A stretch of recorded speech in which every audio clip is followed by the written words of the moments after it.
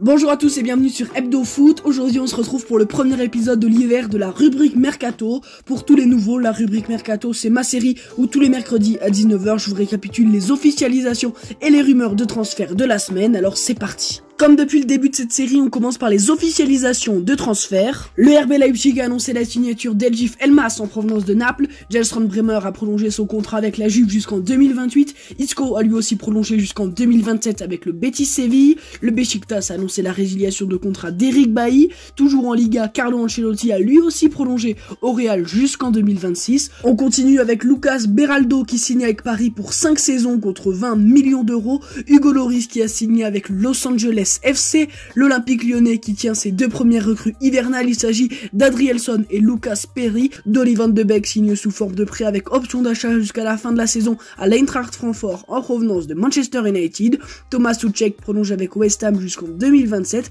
Et pour finir, après seulement 15 matchs, Wayne Rooney a été éjecté de son poste d'entraîneur à Birmingham City. L'AS Monaco a officialisé le transfert de Gelson Martin à l'Olympiakos et Tottenham a prolongé Pep Matarsar jusqu'en 2030. On passe maintenant aux rumeurs de transfert. Donc on commence avec Victor Roque qui participe depuis plusieurs jours à des séances d'entraînement avec le Barça. Il a passé sa visite médicale. Le club a officialisé qu'il portera le numéro 19. Pour autant, ça coince avec la Ligue pour l'inscrire dans l'effectif. On continue avec Manchester United et Dortmund qui négocient pour le prêt de 6 mois de Jadon Sancho, mis à l'écart par Erik ten Hag. Le Bayern Munich cible Serhou Guirassy en vue d'un transfert estival alors que l'AC Milan voudrait tenter le coup cet hiver. Dans l'immédiat, le club bavarois vise l'allemand de Leverkusen, Jonathan Tah.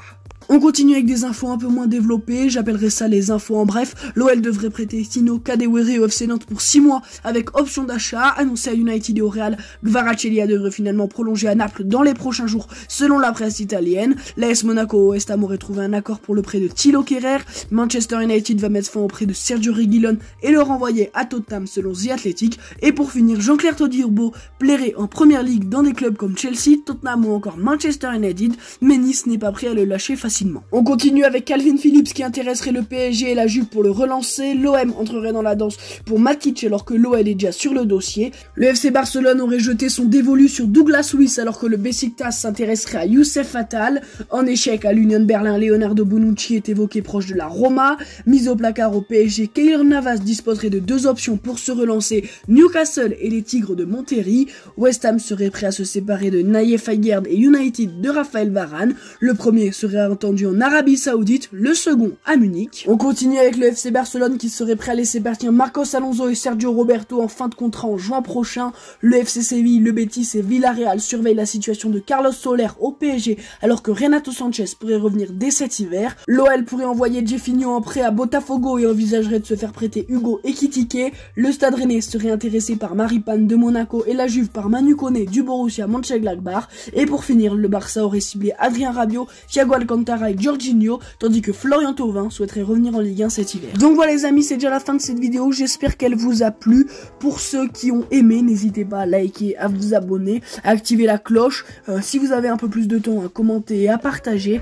Pour tous les nouveaux, le principe de cette série c'est très simple, c'est de vous récapituler une fois par semaine les infos de la semaine en moins de 5 minutes. Ça a été le cas aujourd'hui, mais les autres fois, on va dire que la vidéo est un peu plus longue.